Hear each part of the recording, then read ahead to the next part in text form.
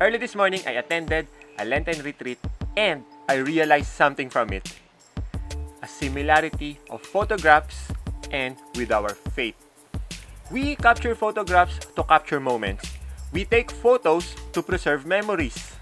We even use a lot of disk spaces of our hard drives and our mobile phones just to keep these photos and to look back on these wonderful memories. But since photographs are always there for us, we tend to be more comfortable and get used to it, and eventually we tend to ignore or lose the value of it. Looking back is not enough for you to totally feel those memories.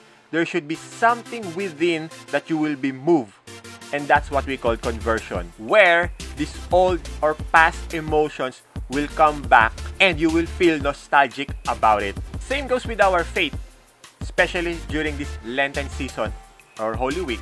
As Christians, we observe and celebrate this season. We look back on the passion and death of Christ. We do our devotionals, reflections, attended retreats, recollections, and that's how it only goes with our spiritual journey during this season. Since we observe this season yearly, we tend to be more comfortable and it became a routine, and we tend to lose the value of this season.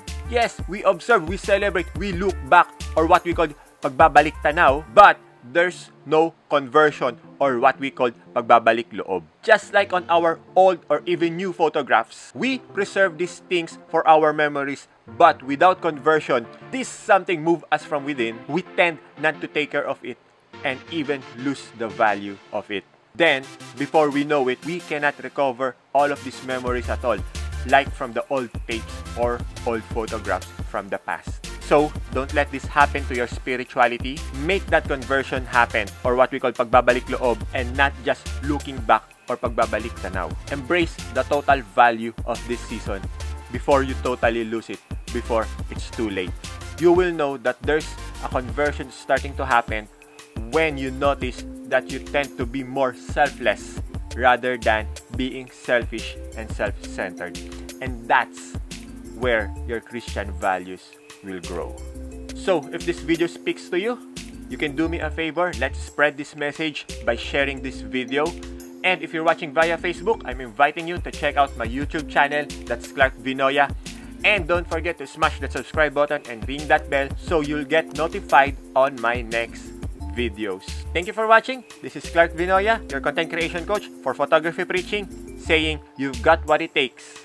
Let's create, let's inspire. God bless.